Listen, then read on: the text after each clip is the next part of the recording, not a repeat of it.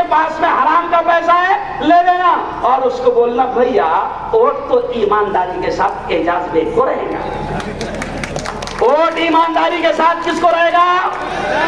अच्छा एक बात, आखिरी बात सुन लो, आपने 10 साल एक शख्स को मौका दिया कि नहीं दिया? बोलो ना यार, बोलो ना। यार एक खानदान को 30 साल खाने का मौका दिया कि नहीं दिया? अरे बोलो भाई, उन्होंने इतना खाया कि अब वो गोलियां निकाल रहे हैं, समझा?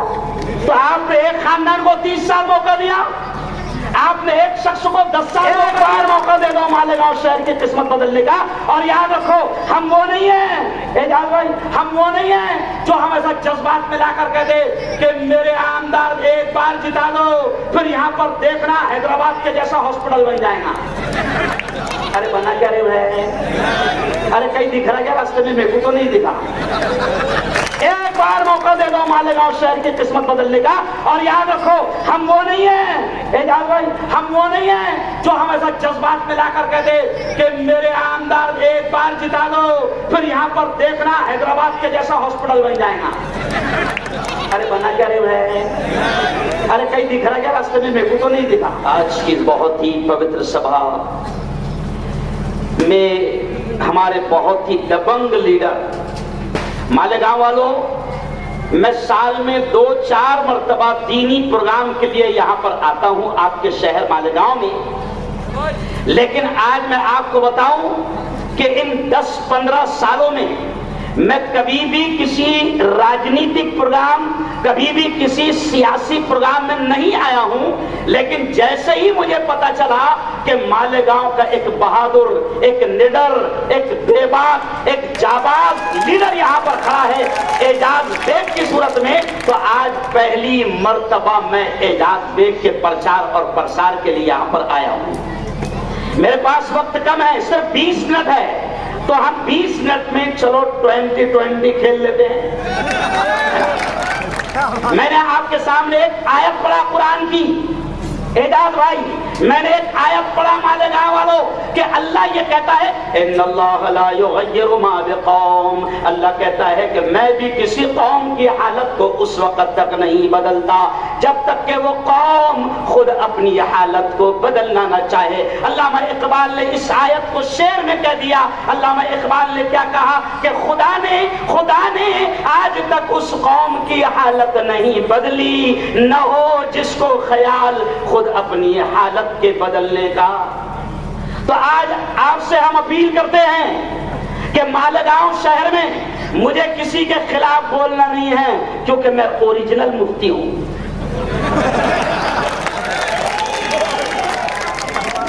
मेरा इस्लाम किसी की जात पर कीचड़ उछालने की इजाजत नहीं देता। आज मैं आपके शहर में देख रहा हूं, मुझे शर्म आती है कि आज आपके शहर में मुसलमान एक दूसरे की जात पर हमला कर रहे हैं। आप मालेगांव वालों ये फैसला करो, क्या आपको आपके बच्चों को बेवड़ा बनाना है? अरे बोलो ना। नहीं, आप फैसला करो, क्या आपके बच्चों को आपको बंदूक चलाने वाला मवाली और गुंडा बनाना है? नहीं, आपको फैसला करना है। इसलिए आज मैं आपसे कहता हूं कि अल्लाह भी ये कहता है कि मैं भी किसी कौम की हालत को उस वक्त तक नहीं बदलता जब तक कि वो कौम खुद अपनी हालत को बदलना ना चाहे। मालेगांव वालों, आज भारत की सबसे बड़ी party, national party Congress party ने अगर एजाज बेग को चुना है तो कोई तो बात है। एजाज, हम छोटी मोटी पार्टियों के लिए नहीं आए हैं। एक शख्स मुझे मिले पर्चा भरते वक्त, मुझे देखकर वो बिल्कुल शॉक हो गए और मुझसे कहने लगे मुफ्ती साहब कैसे आए हो? मैंने कहा कि हाथ ही हालात को बदलेगा, पंजे का प्रचार करने के लिए आया।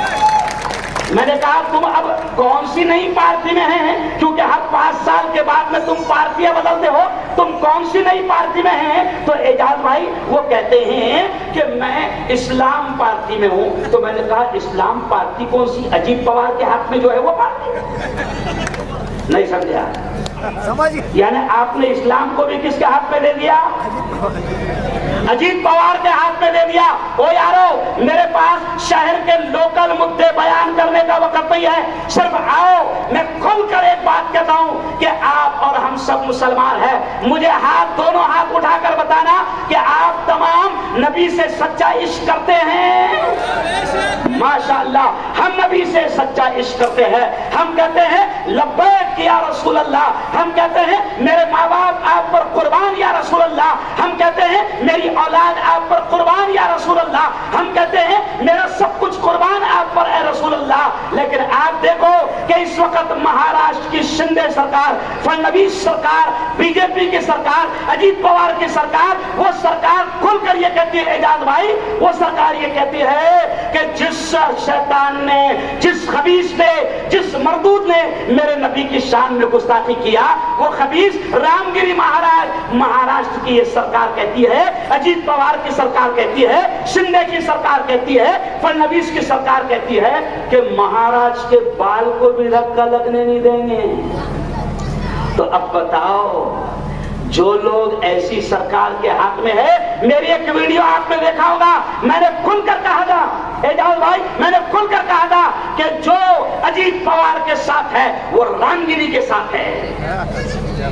यहां बजाओ तालियां, जो जोर से बोलना, जो अजीत पवार के साथ है वो रामगिरी के साथ, जोर से बोलो, जो अजीत पवार के साथ है वो रामगिरी के साथ, रामगिरी के साथ है। जो फडणवीस के साथ है वो रामगिरी के साथ है। जो शिंदे के साथ है वो रामगिरी के साथ है। और सुन लो, जितने भी लोग यहाँ पर खड़े हुए हैं, आप उन तमाम को जानते हैं, लेकिन एक आदमी तो ऐसा है कि जो अभी करोड़ों रुपए का पावर दिखा रहा है, आरिफ कमर साहब, वो पूरा के पूरा पावर करोड़ों रुपए का अजीत पवार का है। बिकरामत उनको दिखा देना कि गुस्ताखे रसूल को हम किसी भी हाल में माफ करेंगे। जोर से बोलो, गुस्ताखे रसूल को हम किसी भी हाल में माफ करेंगे नहीं। और सुन लो, मालेगांव की आवाम पढ़ी लिखी है, मालेगांव वाले जाहिल नहीं है, मालेगांव वाले जानते हैं कि अजीत पवार के साथ में कौन है। मुझे नहीं मालूम, जरा भाई, मैं तो यहाँ का नहीं हूँ, तुम ही बोलो कौन है अजीत पवार के साथ। अरे जोर से बोलो, अरे अजीत पवार का आदमी कौन है, मुझे नहीं मालूम, जोर से बोलो। बस, तो जो अजीत पवार का आदमी है वो रामगिरी का आदमी। हम ऐसे शख्स को वोट, जोर से बोलो, मां की कसम खा के, ऐसे शख्स को वोट नहीं देंगे। और याद रखो, ये भी याद रखो, मैं अभी आपके शहर में आया, वो जाफर नगर, और वहां से मैं एंट्री मारा, कसम खुदा की, एजाज भाई, मुस्तकीम भाई, मैंने देखा कि कितना बुरा हाल आप लोगों ने, आमदारों ने यहाँ मालेगांव का कर दिया। अरे वो समृद्धि हाईवे, ये जुमला सुन ला, वो समृद्धि हाईवे 600 किलोमीटर का बन गया, उसके साथ में इस पुल का उद्घाटन हुआ था, ये 3 किलोमीटर का अभी तक नहीं बन पाया। समझ गया बेचारा, तो ये लूट मार कर रहे हैं। अगर आपको, सुनो, और अगला जुमला सुनो, आपको मुल्क से, ये जुमले पर ध्यान देना, आपको मुल्क से जालिम सरकार को हटाना है कि नहीं हटाना है? आपको मुल्क से कातिल सरकार को हटाना है कि नहीं हटाना है? आपको मुल्क से मुसलमानों की दुश्मन सरकार को हटाना है कि नहीं हटाना है? आपको मुल्क से गरीबों की दुश्मन और किसानों की दुश्मन सरकार को हटाना है कि नहीं हटाना है? हटाना है, तो वो है मोदी सरकार। और सुनो मुसलमानों, लोकसभा में तुमने 4 महीने पहले बड़ी अक्लमंदी से काम किया, लोकसभा में तुमने बड़ी अक्लमंदी से काम किया, उसका नतीजा क्या निकला कि जो मोदी कहता था 400 पार हो जाऊंगा, 240 पे अटक गया, तो अब वक्फ बिल पास नहीं कर पा रहा।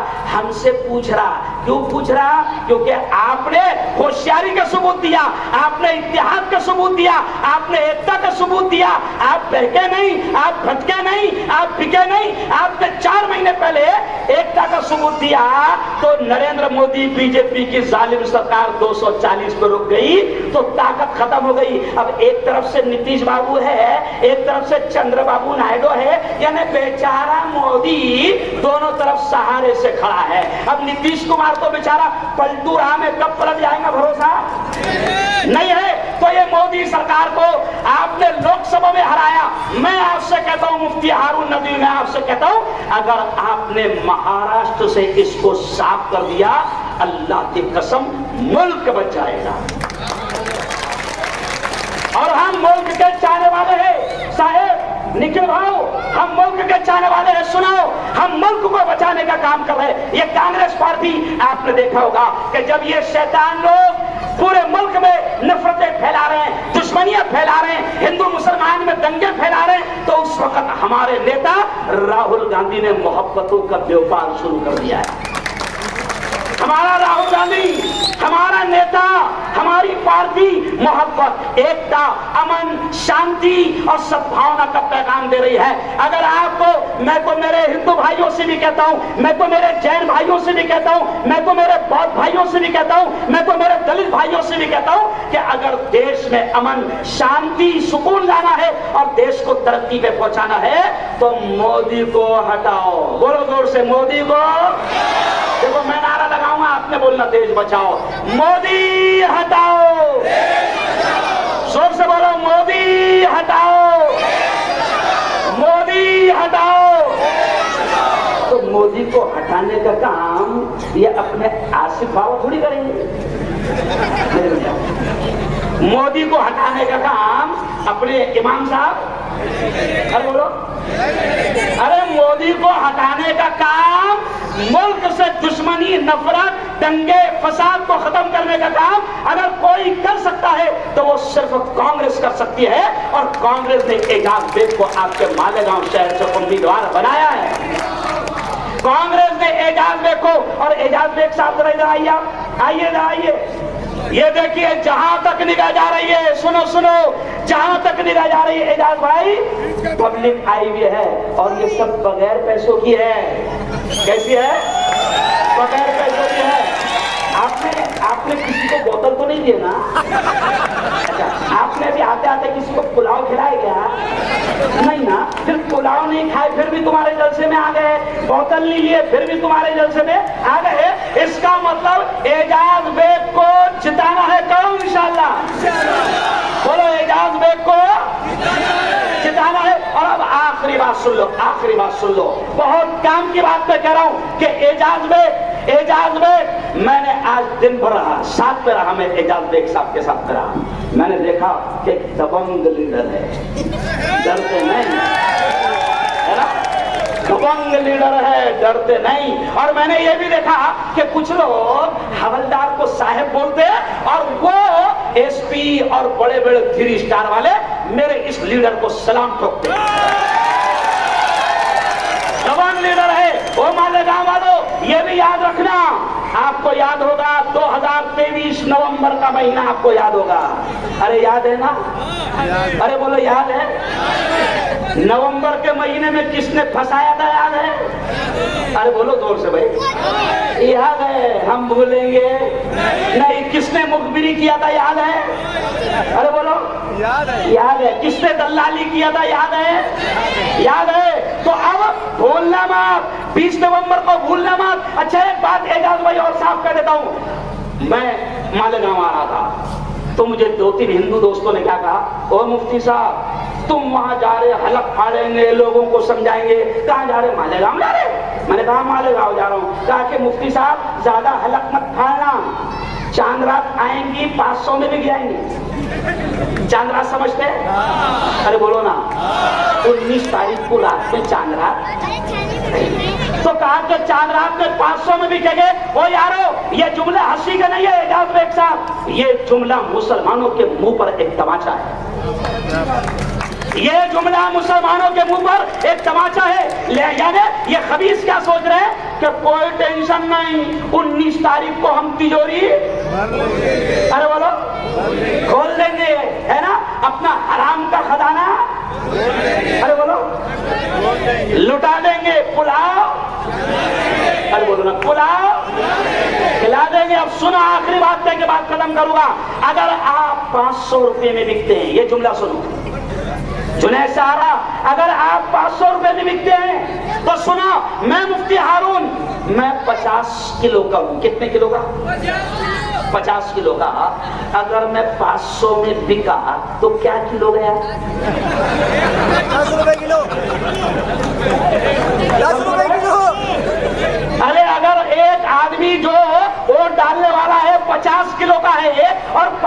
भी कहा तो अभी एजाज बेग साहब ने कहा कि 10 रुपए किलो गया। अरे मालेगांव के गैरतमंद जवानों, गैरतमंद साथियों, अरे सेमड़ी मेंढी अभी 700 रुपए किलो बिक रही। मेरी 700 किलो बिक्री। तो बता दो कि हम बिकने वाले, जोर से बोलो, हम बिकने वाले नहीं है। हम कांग्रेस को लाएंगे और देश को बचाएंगे। बोलो, हम कांग्रेस को लाएंगे और देश को, जोर से बोलो, हम कांग्रेस को लाएंगे और देश को। कांग्रेस आएगी तो सुनो, आज राहुल गांधी, मैं चैलेंज के साथ कहता हूं, आरएसएस, बहुत खतरनाक जुमला सुन लो, आरएसएस जो सिर्फ मुसलमानों की दुश्मन नहीं है, मुसलमानों की दुश्मन नहीं है, आरएसएस मुल्क की दुश्मन है। मुल्क में दंगे फसाद फैलाना, हिंदू मुसलमानों को आपस में लड़वाना, आरएसएस वालों की पूरी कुंडली आपको मालूम है कि उस वक्त अंग्रेजों के साथ में क्या किया था। लेकिन चैलेंज के साथ कहता हूं एजाज भाई, चैलेंज के साथ कहता हूं कि आरएसएस के खिलाफ अगर कोई खुलकर मैदान में आकर बोल रहा है तो वो मेरा शेर राहुल गांधी है, जो खुलकर बोल रहा है। इसलिए मालेगांव वालों, तय कर लो कि 20 नवंबर को जब मशीन के पास में जाएंगे। अच्छा देखो, कुछ लोगों के पास में हराम का भोग आ गया, हराम का उनके पास भोग आ गया। अच्छा, हराम के पैसे की तासीर है कि वो रहता नहीं, वो रहता नहीं, तो 15 तारीख के बाद में ऐसा वो पैसा खुद ऐसा उछलेगा। तो क्या कर रहा है, जिनके पास में ज्यादा हराम का है, पैसा बहुत उछाल रहे हैं, तो क्या करना, ले रहे। और अपने मन के मालिक है। मोदी जी कैसे मन के मालिक है? मोदी जी सिर्फ उनके मन की बात करते कि नहीं, किसी के मन की सुनते क्या? नहीं। तो जिनके पास में हराम का पैसा है, ले लेना और उसको बोलना, भैया वोट तो ईमानदारी के साथ एजाज बेग को रहेगा। वोट ईमानदारी के साथ किसको रहेगा? अच्छा, एक बात, आखिरी बात सुन लो, आपने 10 साल एक शख्स को मौका दिया कि नहीं दिया? बोलो ना यार, बोलो ना। यार, एक खानदान को 30 साल खाने का मौका दिया कि नहीं दिया? अरे बोलो भाई, उन्होंने इतना खाया कि अब वो गोले निकाल रहे हैं। तो आपने एक खानदान को 30 साल मौका दिया, आपने एक शख्स को 10 साल मौका दिया। तो मैं आपसे कह रहा हूं कि जो आदमी 25 साल में उसने अपने इलाके की दिशा और 25 साल में अपने मोहल्ले की किस्मत बदल दिया, उसको एक बार मौका दे दो मालेगांव शहर की किस्मत बदलने का। एक बार मौका दे दो मालेगांव शहर की किस्मत बदलने का। और याद रखो, हम वो नहीं है एजाज भाई, हम वो नहीं है जो हमेशा जज्बात में लाकर कहते कि मेरे आमदार एक बार जिता दो, फिर यहाँ पर देखना हैदराबाद के जैसा हॉस्पिटल बन जाएगा। अरे बना क्या रे है? अरे कहीं दिख रहा क्या रास्ते में? मेरे को तो नहीं दिखा। अरे बोलो ना। मैं जलगांव में भी ऐसे बोले थे, उन्होंने जलगांव में भी बोले थे, ऐसे बोले थे कि मेरे 2 उम्मीदवार जिता कर दे दो, देखना अगले हफ्ते में मैं तुमको जलगांव की गलियों में नजर आऊंगा। अल्हम्दुलिल्लाह 10 साल हो गए नजर। अरे बोलो, नहीं आए तो झूठे वादों में मत जाना। प्यारे नबी की बात सुनाकर बात खत्म। ये जुमला एजाज भाई याद रखो, प्यारे नबी ने क्या कहा, ये जुमला सुनो। प्यारे नबी ने कहा कि मोमिन बड़ा होशियार होता है, मोमिन बड़ा चालाक होता है। मोमिन एक बिल से 2 बार डसा, अरे बोलो, नहीं जाता। और अपनी इतने बावले है कि एक बिल से 30 साल तक के डसेंगे नहीं भैया, और एक बिल से, अरे बोलो ना, 10 साल। अच्छा एक बात बताओ, अगर रास्ते में सफर कर रहे थे, पेशाब के लिए रुके किसी जगह पर, वहां सुराख था, सुराख में नजर पड़ी तो आपको ऐसा सांप का मुंह नजर आया, सांप का मुंह, तो वहां उंगली डालेंगे क्या तू? अरे बोलो ना, नहीं डालेगा। क्यों? वो वहां सांप है। इसलिए नबी ने कहा कि मोमिन होशियार होता है। एक बार 2 बिल से एक बिल से 2 बार नशा नहीं जाता। तो आपने एक खानदान को 30 साल तक के वोट दिया, एक खानदान को आपने 10 साल तक वोट दिया। मैं आपसे कहता हूं, मैं मुफ्ती हारून नदवी आपसे कहता हूं कि एक बार एजाज भाई आइए, आप एक बार सिर्फ ये दबंग लीडर जो हर वक्त तुम्हारे साथ रहता है, एक बार एजाज बेग को मौका दे इंशाअल्लाह हम आपके साथ रहेंगे और आपके जितना डिमांड है, आपकी जितनी मांगे हैं, हम एजाज बेग से पूरी कराएंगे। बहुत बहुत शुक्रिया, बहुत बहुत धन्यवाद।